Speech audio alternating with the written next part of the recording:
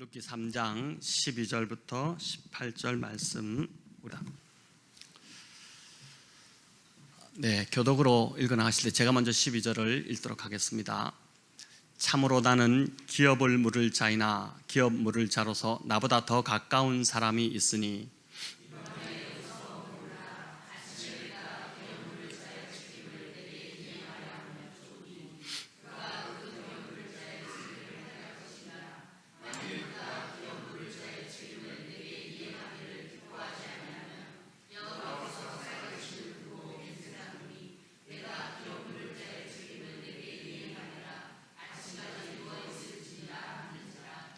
룻이 새벽까지 그의 발치에 누웠다가 사람이 서로 알아보기 어려울 때에 일어났으니 보아스가 말하기를 여인이 타작마당에 들어온 것을 사람이 알지 못하여야 할 것이라 하였습니다.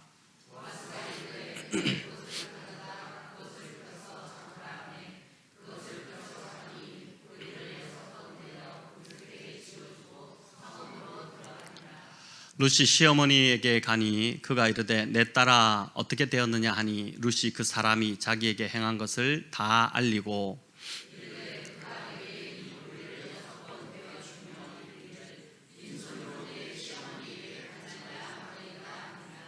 같이 읽겠습니다. 이에 시어머니가 이르되 내 딸아 이 사건이 어떻게 될지 알기까지 앉아 있으라. 그 사람이 오늘 이 일을 성취하기 전에는 쉬지 아니하리라 하니라. 아멘. 자, 그가 쉬지 아니하리라 이 제목으로 오늘 주신 말씀을 가지고 또 우리 하나님 주신 은혜를 붙들고자 합니다.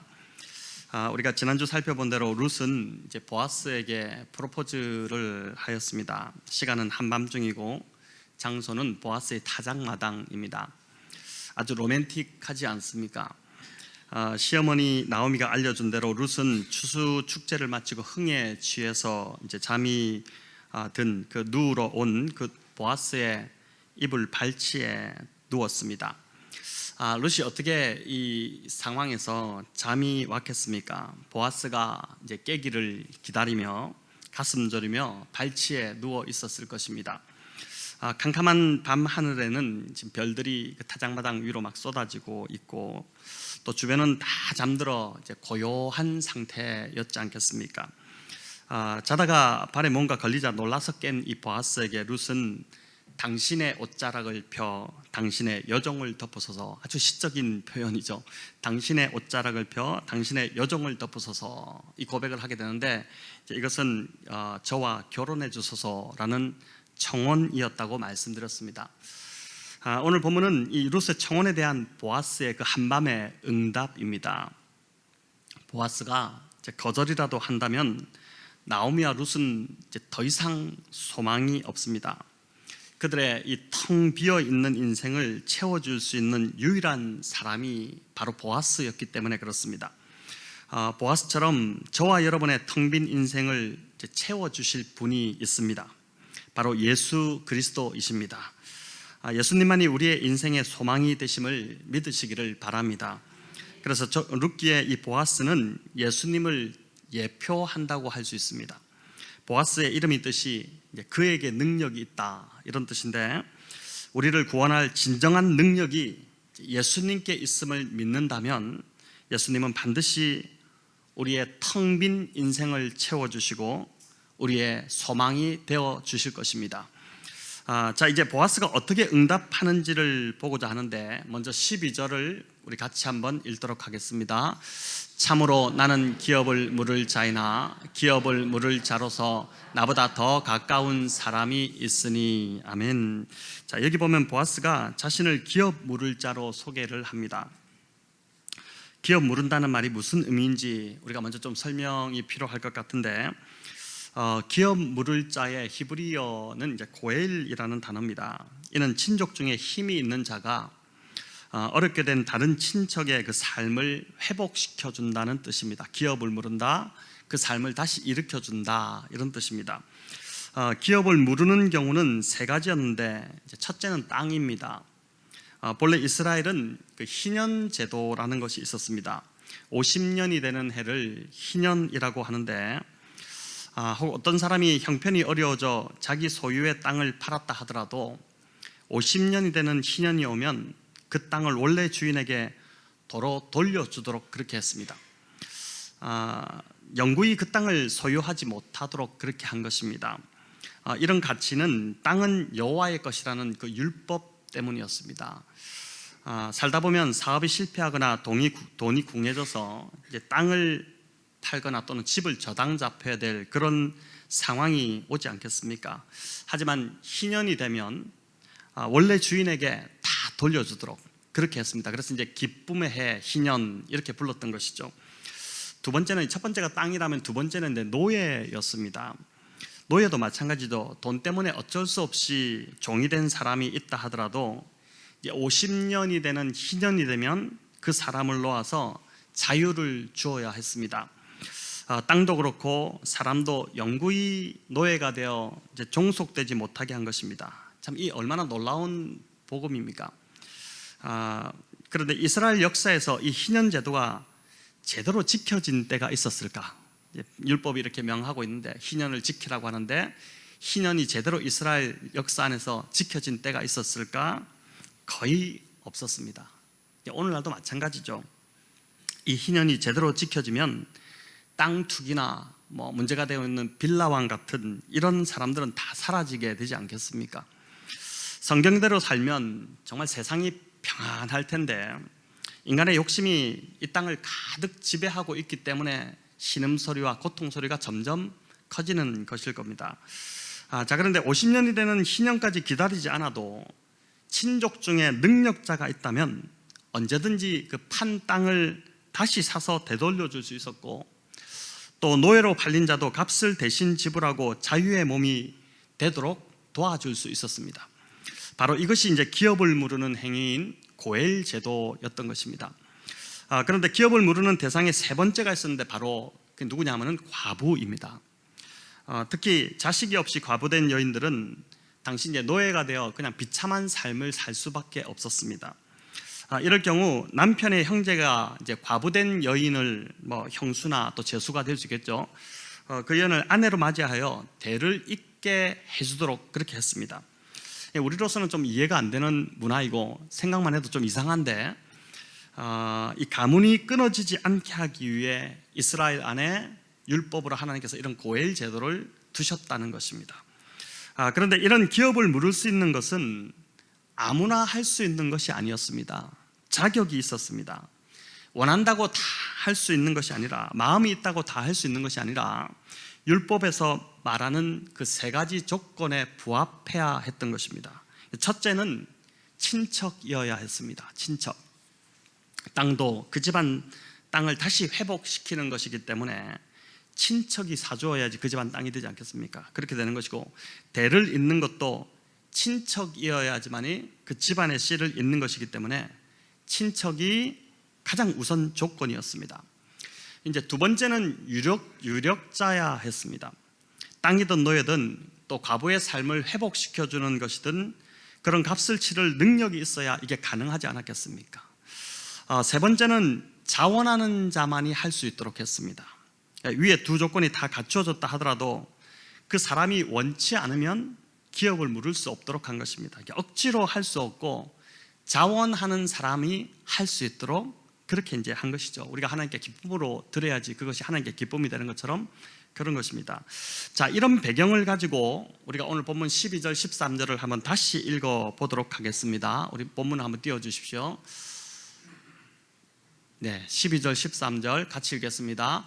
참으로 나는 기업을 물을 자이나 기업 물을 자로서 나보다 더 가까운 사람이 있으니 이 밤에 여기서 머무르라. 아침에 그가 기업 물을 자의 책임을 내게 이행하려 하면 좋으니 그가 그 기업 물을 자의 책임을 행할 것이니라.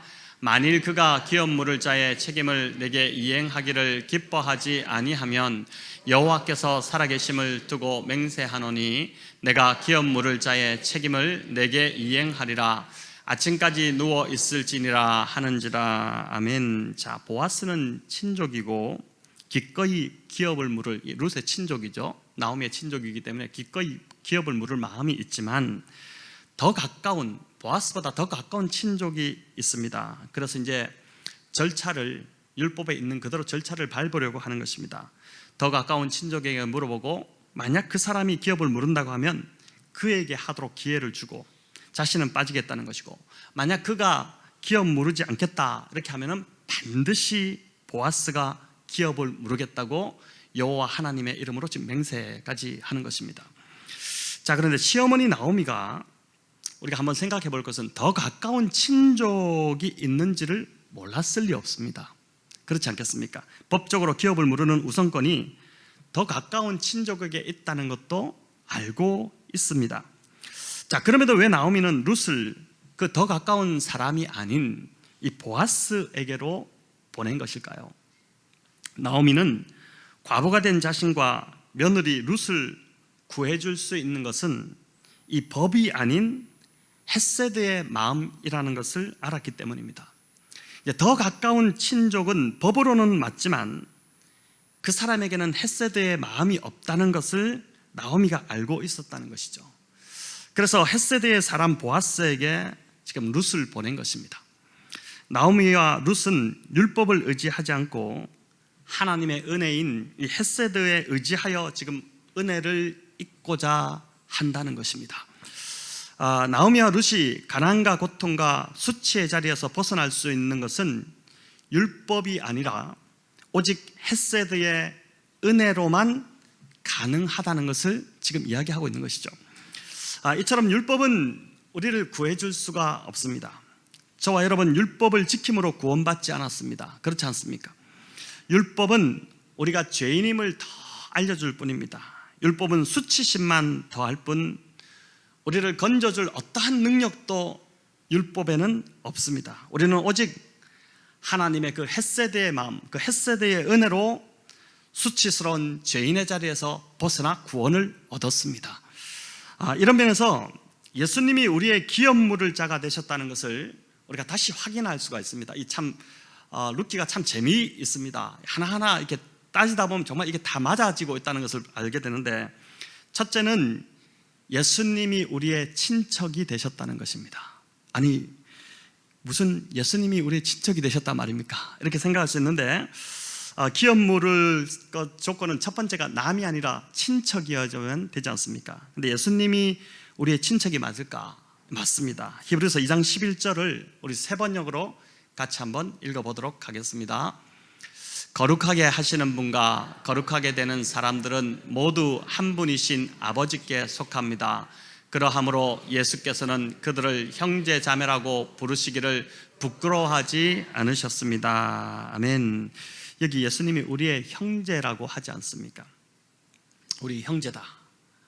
또 마가복음 3장에서도 주님은 우리를 형제라고 하셨습니다. 이것도 한번 보여주십시오. 읽을까요? 누구든지 하나님의 뜻대로 행하는 자가 내 형제요 자매요 어머니이니라. 예수님이 우리의 기업을 물으는 고엘이 되시기 위해서 이 땅에 인간으로 오시고, 그 고엘 중에서도 가장 좋은 조건은 바로 친형제가 가장 좋은 조건인데, 바로 그 형제로 오셨기 때문에 예수님은 우리의 기업을 물을 자격을 갖고 계시다는 그런 뜻입니다. 이해되시겠죠? 따라오고 계십니까 지금? 네. 자, 두 번째는 예수님은 우리를 구원할 능력이 있으시다는 것입니다. 기업을 물으기 위한 두 번째 조건이 유력자라고 했습니다. 친척이라고 다 되는 것이 아닙니다. 자기 앞가림도 못하는 능력이 없는 친척이면 친척이 있어봐야 의미가 없습니다. 그런데 예수님은 이미 십자가에서 그 능력이 입증되셨습니다. 저와 여러분을 이미 죄에서 건지셨습니다. 그렇다면 우리의 다른 어떤 어려움도 또한 능히 해결해 주실 수 있는 능력이 있으신 분이신 것입니다. 가장 큰 죄 문제를 해결하시는데 무엇을 더 해결하지 못하시겠습니까? 주님이 나를 구원하실 능력이 있으시고 나의 모든 문제를 해결하실 능력이 있으시다는 것은 있으시다는 이 믿음이 있을 때 우리는 이 믿음으로 하나님께 나아갈 수 있고, 그러할 때 우리는 진짜 참된 평안을 누릴 수 있게 될 것입니다. 세 번째는 예수님께서 자원하셨다는 것입니다. 억지로 십자가에 달리신 것이 아닙니다. 주님은 자원하셔서, 주님은 기쁜 마음으로 십자가를 지고 골고다의 언덕길을 오르셨습니다. 마음만 먹으셨다면 그 십자가 오르는 길 여러 번 주님이 포기하고 십자가에서 내려오시고 이렇게 하지 않으셨겠습니까? 왜 못하셨겠습니까? 히브리서 10장 7절은 예수님이 이 땅에 오신 것이 타의가 아닌 스스로 자원하여 오셨다는 것을 우리에게 알려줍니다. 같이 한번 10장 7절 히브리서 같이 읽어보겠습니다. 이에 내가 말하기를 하나님이여 보시옵소서, 두루마리 책에 나를 가리켜 기록된 것과 같이 하나님의 뜻을 행하러 왔나이다 하셨느니라. 아멘. 예수님은 자원하심으로 하나님의 뜻에 순종하셨다는 것입니다. 그래서 예수님이야말로 기업을 물을 자의 세 가지 조건을 다 모두 충족하신 분입니다. 이 모든 걸 갖고 계신 분입니다. 오직 예수님만이 저와 여러분의 기업 물을 구원자가 되신다는 것입니다. 자, 이제 13절을 다시 보시면 보아스가 이 룻에게 이 밤에 여기서 머무르라 이렇게 합니다. 보아스가 있는 자리에 이 밤에 여기가 어디입니까? 보아스가 있는 그 발치, 그 자리에 머물라는 것입니다. 이곳이 어떤 자리입니까? 바로 헤세드가 출렁이고 있는 은혜의 자리입니다. 이 표현이 참 좋은데, 헤세드가 지금 출렁이고 있는 은혜의 자리인 것입니다. 룻은 이제 다른 밭에 가면 안 됩니다. 보아스보다 더 가까운 친척이 있다 해도 그 사람에게 가면 안 됩니다. 그곳에는 룻을 끝까지 책임지는 헤세드의 은혜가 없기 때문에 그렇습니다. 율법을 의지하면 그 가까운 친족에게 가도 되겠지만 하나님의 은혜를 구하기로 한 이상 룻은 보아스의 발치에 머물러야 하는 것입니다. 저와 여러분 역시 오늘 이 밤에 주님의 발 아래 엎드리러 나온 줄을 믿습니다. 잘 나오셨습니다. 예수님을 붙들기 위해 나오셨다면 제대로 나오신 것입니다. 더 이상 내 힘이나 내 능력을 의지하지 않고 오직 하나님 은혜 주셔야지만 내가 살 수 있다는 믿음으로 나오셨다면 우리의 기업을 물으실 자이신 예수님께서 반드시 헤세드의 은혜로 저와 여러분의 삶의 문제를 해결해 주실 줄을 믿으시기를 바랍니다. 지금 앉아있는 이 자리는, 저와 여러분 지금 있는 이 자리는 하나님의 긍휼과 자비와 사랑이 출렁이고 있는 자리임을 믿으시기를 바랍니다. 보아스가 나오미와 룻의 가난과 수치와 고통을 끝내고 텅 빈 인생을 이제 채워주게 될 것인데, 그렇게 했던 것처럼 우리 주님 역시 우리의 수치와 염려와 불안과 고통스러운 모든 문제들을 끝내실 수 있는 분이심을 오늘 이 밤 믿음으로 저와 여러분 꼭 붙드시기를 우리 주님의 이름으로 축원합니다. 중요한 것은 내가 힘들어도 주님의 그 발치, 주님의 그 발 아래에 머물러 있어야 한다는 것입니다. 금요일에 집에서 쉬는 게 더 쉽지 기도하러 나와 기도의 자리에 머무는 것이 어떻게 쉽겠습니까? 오늘도 이제 아마 이런저런 고민하시다가 가야 되나 말아야 되나 이렇게 하시다가 또 나오신 분들도 아마 있으실 텐데, 또 매일 말씀 묵상하는 자리에 머무는 것도 결코 쉽지 않습니다. 또 내가 싫어하는 관계에 머무는 것도 쉽지 않고 힘들어하는 직장이나 소망이 없는 자리에 계속 머무는 것 역시 정말 쉽지 않습니다. 우리가 1장에서 살펴본 나오미의 남편 그 엘리멜렉이 바로 그런 자였지 않습니까? 1장 1절에 보면 베들레헴 땅에 이제 흉년이 들어서 엘리멜렉이 아내와 두 아들을 데리고 모압 지방으로 떠났다 이렇게 나옵니다. 흉년이 들자 더 이상 버티지 못하고 고향을 떠난 것인데, 그가 고향을 등진 이유가 과연 그것만 있었을까 싶습니다. 베들레헴은 아주 작은 공동체 사회였습니다. 그래서 대부분이 친인척 관계였을 테이고 또 서로 가깝게 엮여있는 가족과 같은 그런 공동체였을 것으로 봅니다. 그런 공동체를 지금 엘리멜렉이 등지고 떠났을 때는 단지 줄임배 때문만은 아니었을 것이란 것이죠.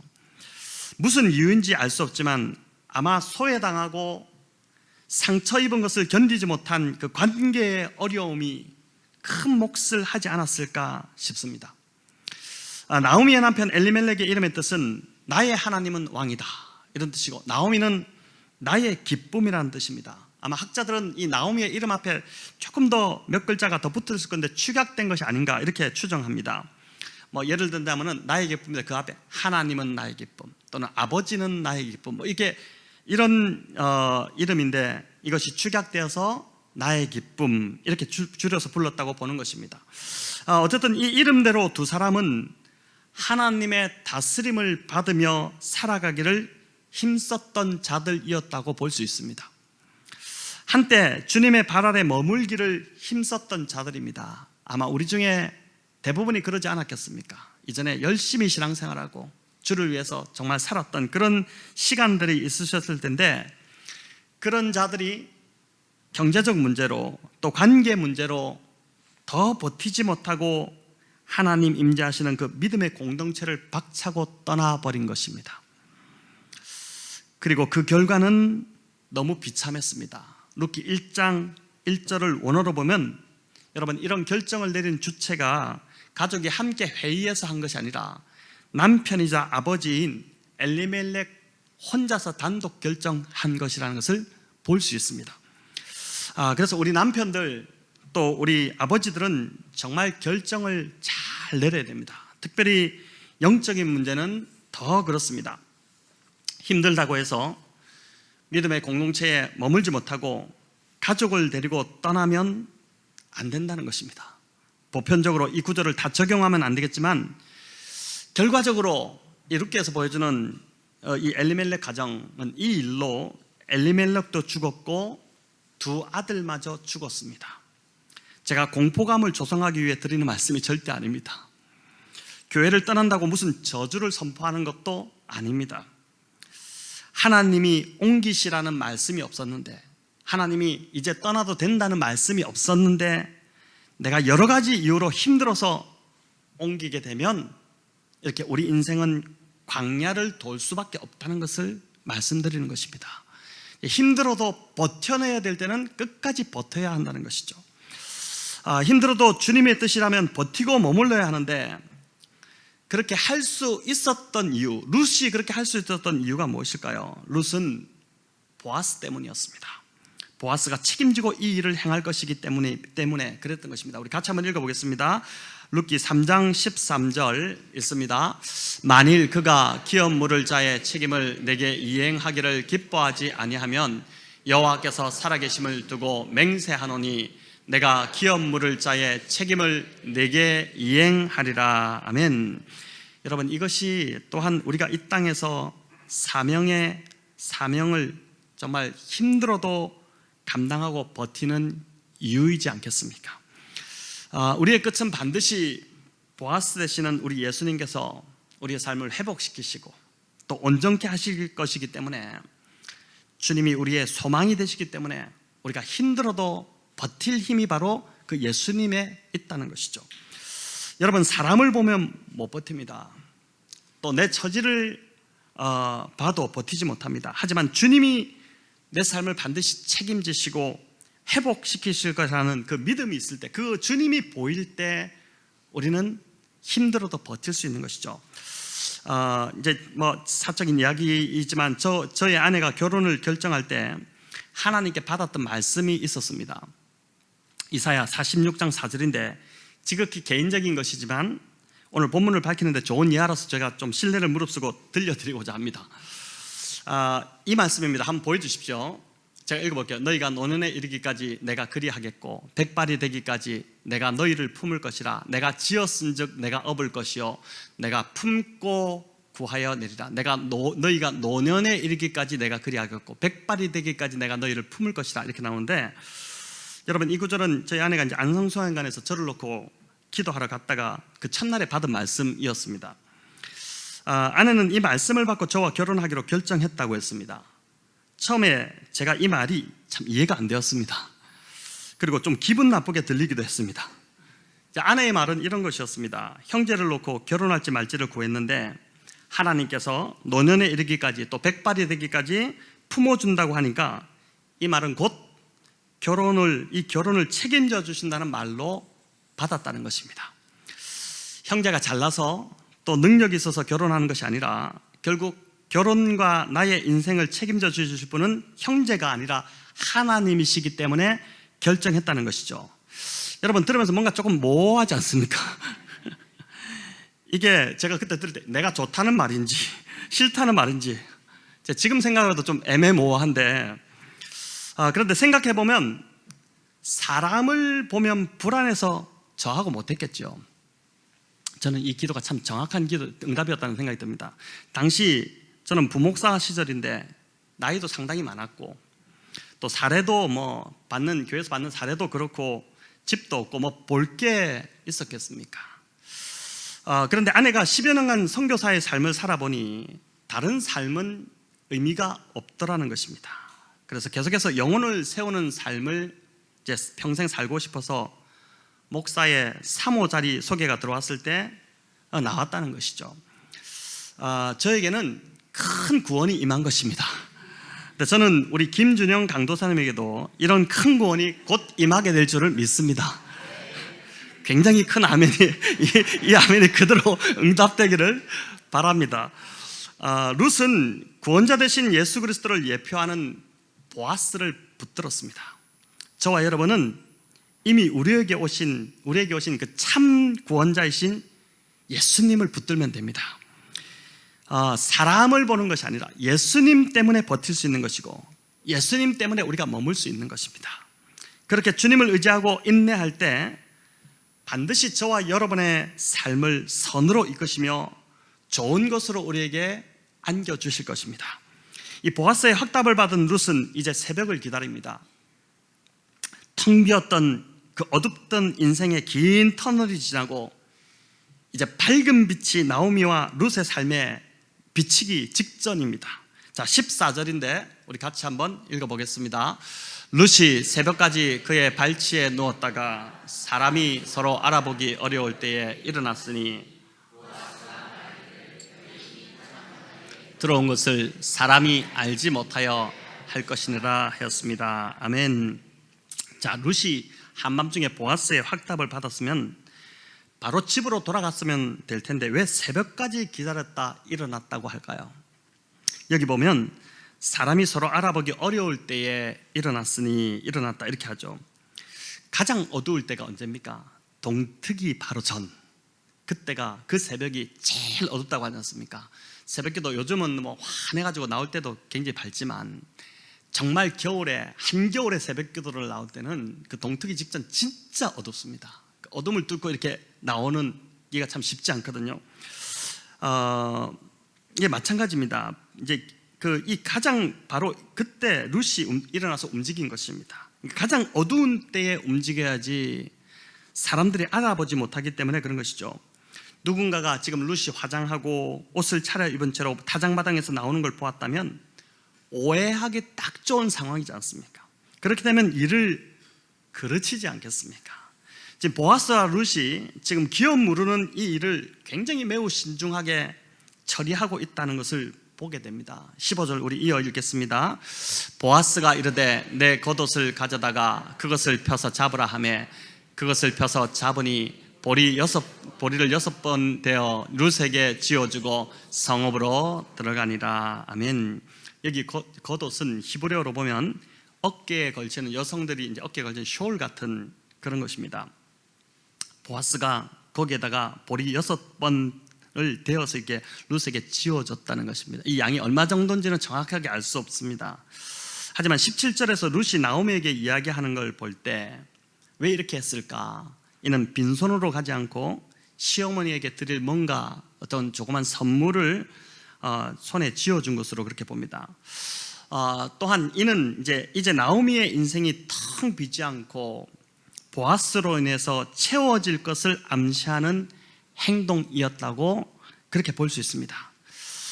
보아스가 얼마나 섬세하고 아주 젠틀한 그런 사람인지 이 행동 하나에서도 우리가 볼 수 있는 것이죠. 참 여성들은 이런 보아스 같은 남성을 만나면 행복할 겁니다. 지금 어쩔 수 없고요. 이제 결혼하셨으니까 지금 남편을 보아스가 되도록 기도하면 되지 않겠습니까? 우리 결혼하지 않은 여청년들은 주여 보아스를 주시옵소서. 우리 목사님, 제가 아는 목사님 중에 한 분이 박보아스 목사님이 있던데 그분이 진짜 이런지는 모르겠지만은 예. 근데 이 본문에서 참 재미있는 것이 16절입니다. 저도 이제 이 사실을 처음 이렇게 보게 됐는데 우리 16절을 같이 한번 읽어보겠습니다. 룻이 시어머니에게 가니 그가 이르되 내 딸아 어떻게 되었느냐 하니 룻이 그 사람이 자기에게 행한 것을 다 알리고. 아멘. 나오미는 지금 룻에게 내 딸아 어떻게 되었느냐 이렇게 묻습니다. 룻을 타작마당으로 밤에 보내고 나오미가 잠을 잤겠습니까? 한숨도 못 잤겠죠. 얼마나 걱정이 되었겠습니까? 그래서 밤새 기도하기도 했을 것입니다. 그런 룻이 돌아왔으니 당연히 굉장히 궁금했겠죠. 어떻게 됐는지 굉장히 궁금하지 않았겠습니까? 그런데 성경을, 여러분 가진 성경을 한번 보십시오. 성경을 보시면 어떻게 되었느냐 이 부분이 각 주 2번이 달려 있습니다. 근데 그 2번 아래를 보면은 너는 누구냐 이렇게 되어 있습니다. 자, 여러분 히브리 원어, 우리 성경으로 보면 내 딸아 어떻게 되었느냐 이렇게 묻지만은 히브리 원어 성경으로 보면은 내 딸아 너는 누구냐 이렇게 되어 있다는 것입니다. 재밌죠? 아니 나오미가 밤에 걱정이 되어서 잠을 못 자더니 룻을 알아보지 못하나? 이 할머니가 지금 이런 생각이 드는데 아닙니다. 자, 그럼 왜 룻을 향해서 내 딸아 너는 누구냐? 지금 며느리가 밤새 갔다가 왔는데 내 딸아 너는 누구냐? 왜 이렇게 여러분 물었을까요? 룻의 모습이 너무 달라져 있었기 때문입니다. 지난밤 타작마당에 단장을 하고 내려갔던 룻과는 너무 다른 모습으로 돌아왔기 때문입니다. 보아스를 만나고 보아스로부터 확답을 받은 룻은 이미 그 전날의 룻이 아니었습니다. 그 얼굴에 확신이 차고 기쁨이 있고 믿음이 충만한 모습으로 룻이 돌아왔기 때문에 시어머니 나오미가 너는 누구냐? 라고 물었다고 성경 주석가들은 그렇게 해석을 합니다. 참 일리 있는 해석이라는 생각이 듭니다. 성도 여러분, 이것이 참된 신앙인의 모습임을 룻기가 우리에게 가르쳐 줍니다. 룻이 보아스를 만나 변화된 것처럼 우리도 우리의 보아스 되시는 예수님을 진짜 만났다면 사람들이 우리에게 너는 누구냐라고 물어야 정상이라는 것입니다. 나는 더 이상 이전에 내가 아니기 때문입니다. 예수님을 만났다면, 우리의 보아스 되시는 예수님을 만났다면 나는 더 이상 이전에 내가 아니라는 것이죠. 예수님으로 인해 나의 옛자는 죽었고 이제 나는 새로운 생명으로 거듭났기 때문입니다. 오랜만에 친구를 만났을 때 친구가 너 누구 아니냐? 왜 이렇게 달라졌어? 왜 이렇게 얼굴이 평안하고 기쁨이 있지? 왜 이렇게 너의 얼굴은 이렇게 사람이 맑아진 거야? 여러분, 이런 소리를 들어야지 우리가 제대로 된 신앙생활을 하고 있다는 것입니다. 오랜만에 친구 만났는데 야, 너 보니까 예전랑 똑같네. 술 많이 하냐? 여전히? 뭐 이렇게 이야기한다면은 이건 참 심각한 거죠. 그러니까 룻이 왔는데 너는 누구냐? 이 참 너무 재밌는 질문이지 않습니까? 우리의 모습이 특별히 무엇보다 가장 가까운 가족에게, 이게 지금 시어머니가 며느리를 보고 가족에게 한 이야기잖아요. 가장 가까운 가족에게 너는 누구냐라는 소리를 듣는다면 그 사람은 진짜 예수님을 만나고 변화되었다는 증거일 것입니다. 여러분, 그렇다고 말씀을 적용하기 위해서 오늘 집에 가시면서 남편에게 너는 누구냐? 너는 누구냐? 자꾸 이렇게 막말하지 마시기 바랍니다. 성도 여러분, 오늘 이 룻기는 우리에게 큰 소망을 줍니다. 참된 보아스 되시는 예수님을 만난다면 저와 여러분도 이렇게 변화될 수 있다는 소망입니다. 그냥 예표만 되는 보아스를 만났어도 룻이 이렇게 바뀌었는데 우리가 진짜이신 예수 그리스도를 만난다면은 당연히 이렇게 변화될 수 있다. 이 소망을 우리에게 오늘 던져주는 것입니다. 내 인생 이제 소망 없다고 여러분 말하지 마시기 바랍니다. 그래서 자꾸 보아스의 밭이 아닌 다른 밭에 가서 엉뚱한 것을 구하지도 마시기 바랍니다. 그리스도 예수 앞에 나왔다면 나오기만 했더라도 그 자체로 그 인생은 소망이 생긴 줄을 믿으시기 바랍니다. 주님이 우리의 삶을 회복시키시고 온전케 하시기 위해서 쉬지 않으실 것이기 때문입니다. 여러분 18절을 같이 읽어보겠습니다. 이제 시어머니가 이르되 내 딸아 이 사건이 어떻게 될지 알기까지 앉아있으라. 그 사람이 오늘 이 일을 성취하기 전에는 쉬지 아니하리라 하니라. 아멘. 오늘 설교 제목이 그가 쉬지 아니하리라인데, 보아스가 쉬지 않은 것처럼 우리 주님 역시 쉬지 않으시고 지금도 저와 여러분을 위해 일하고 계심을 아멘으로 붙드시길 바랍니다. 15절에 보면 여러분 룻이 보리여스 떼를 지고 성읍으로 들어가니라 이렇게 되어 있어요. 성읍으로 들어가니라. 마치 이제 얼핏 보면 이 성읍으로 들어간 주체가 룻처럼 보이지만 히브리 원어로 보면 명확한데 남성형으로 되어 있습니다. 이 동사의 형태가 남성형으로, 즉 주체가 보아스, 성읍으로 들어간 사람이 보아스라는 것입니다. 룻맛 새벽 미명에 움직인 것이 아니라, 그 보아스는 그냥 그래 잘 들어가라고 좀 더 잠을 잔 것이 아니라 보아스 역시 룻이 들어가는 걸 보고 같이 움직여서 성읍으로 들어갔다는 것입니다. 왜요? 왜 꼭두 새벽부터 보아스가 움직였을까요? 이 일을 성취하기 위해서, 이것을 완결짓기 위해서 그렇게 나오미의 말대로 보아스가 이 일을 성취하기 전까지 쉬지 않은 것입니다.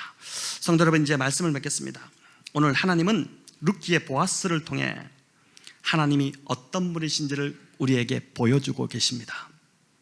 하나님은 저와 여러분이 온전해지기까지 결코 쉬지 않으실 것입니다.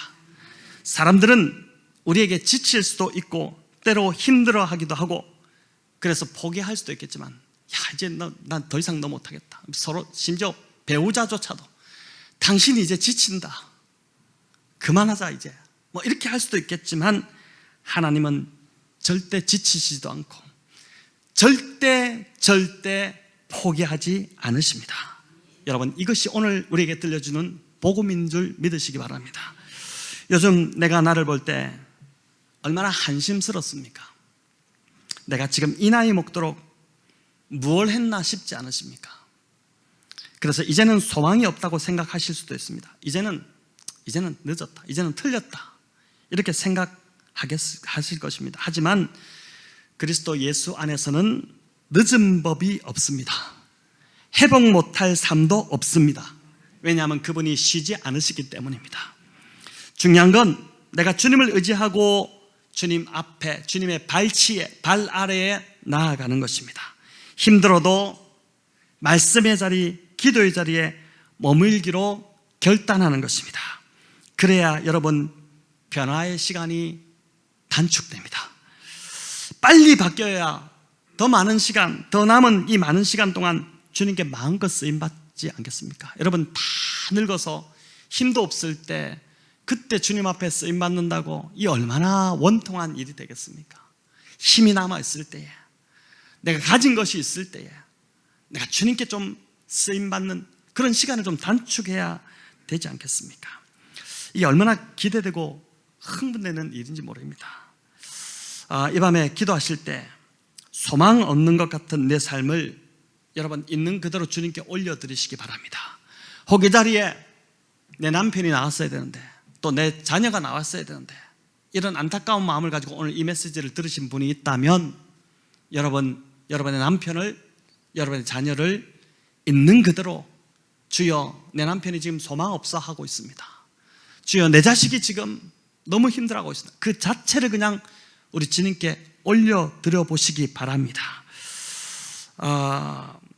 주님, 내 삶에 소망을 부어주시옵소서. 주님, 다시 내 삶이 신앙의 활력을 찾게 하여 주옵소서. 무엇보다 주님, 다시 깊이 만나게 하여 주시옵소서. 주님이 내 삶을 반드시 회복시키시고 이전보다 더 아름답게 하실 거라는 그 믿음을 붙들게 하여 주시옵소서. 주님이 여전히 내 삶에서 일하고 계심을 보여주시옵소서. 이렇게 간절히 부르짖는 저와 여러분 다 되시기를 우리 주님의 이름으로 축원합니다.